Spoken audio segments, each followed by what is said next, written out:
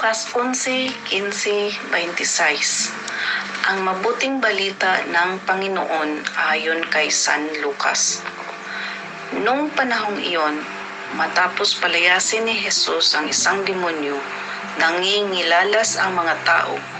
Ngunit may ilan sa kanila ang nagsabi, "Si Beelzebul na prinsipe ng mga demonyo ang nagbigay sa kanya ng kapangyarihang magpapalayas ng mga demonyo."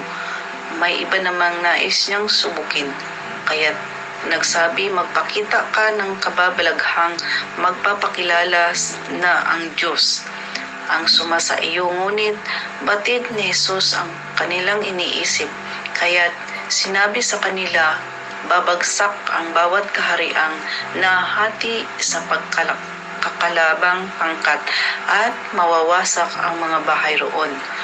Kung maghimagsik si Satanas laban sa kanyang sarili, paano mananatili ang kanyang kaharian? Sinabi ninyong nagpapalayas ako ng mga demonyo sapagkat binigyan ako ni Beelzebul ng kapangyarihang ito. Kung ako'y nagpapalayas ng mga demonyo sa pamamagitan ni Beelzebul, sino naman ang magbigay ng kapangyarihan sa inyong mga tagasunod na makagawa ng gayon? Sila na rin ang nagpapatunay na maling-mali kayo.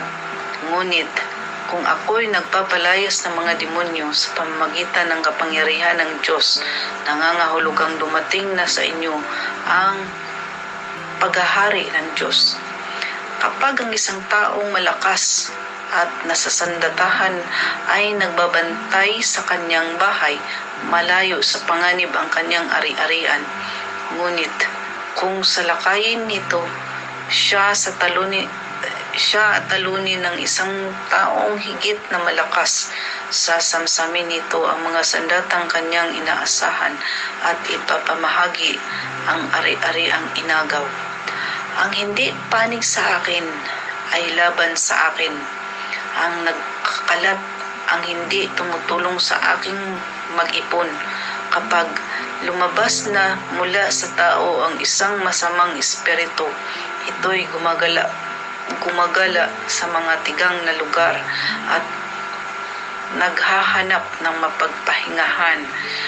Kung walang matagpuan, ay sasabihin nito sa sarili, "Babalik ako sa bahay ng aking pinanggalingan." Pagbabalik ay matagpuan niyang malinis na ang bahay at maayos, kaya lalabas siyang muli at magsasama ng 7 pang espiritong masasama kaysa sa kanya.